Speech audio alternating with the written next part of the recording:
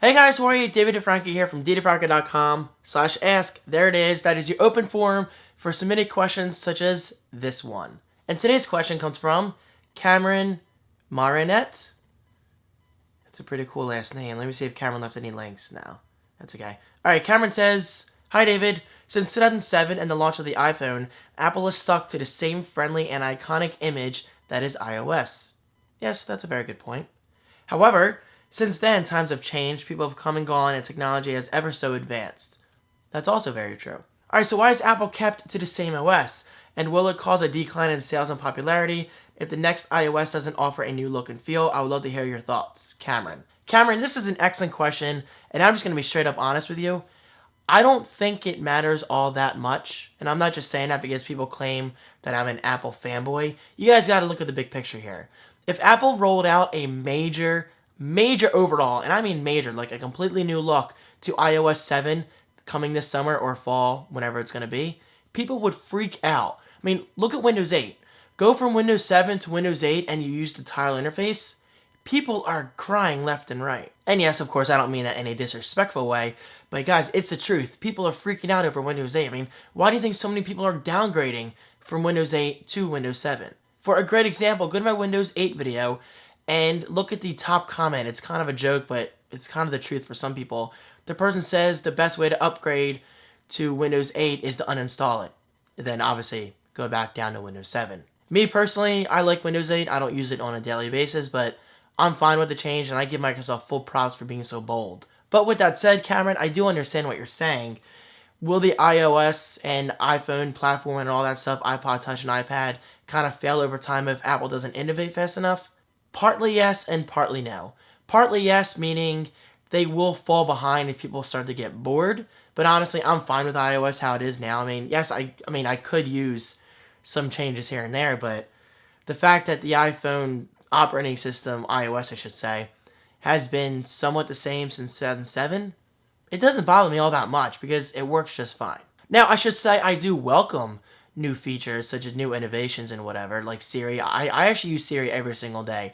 I know others don't, and that's fine. We all have different usability preferences, but I love Siri. And I'm just using Siri as an example because Siri actually was a breakthrough at the time. It's because of Siri we have all these new S voice or whatever they call it on Samsung and, Google Now on Android platforms. I mean, guys, it's no secret that Apple has definitely changed the market for the better since 2007 and beyond. I mean, just because iOS hasn't evolved all that much, and honestly, I think it has, it doesn't mean Apple's in trouble. I mean, look at iPhone sales. They're still killing it. Apple makes so much freaking money off the iPhone alone, and that's a good thing. And also, you have to keep in mind, people have purchased hundreds upon hundreds of apps from the App Store since 2008. So I believe people will not be willing to re-spend all that money they spend in the App Store in something such as the Android, the Google Play Store, they call it, right? Google Play. Or even something like, I don't know, the BlackBerry App World, which I hate that name, by the way. Just the word App World, the term, I should say, the term App World, it bothers me for some reason. It feels lazy. But anyway, getting back on topic, will iOS fail over time?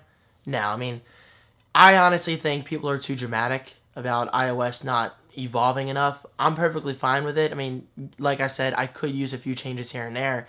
But do I wake up in the morning, kind of get sick to my stomach looking at this thing?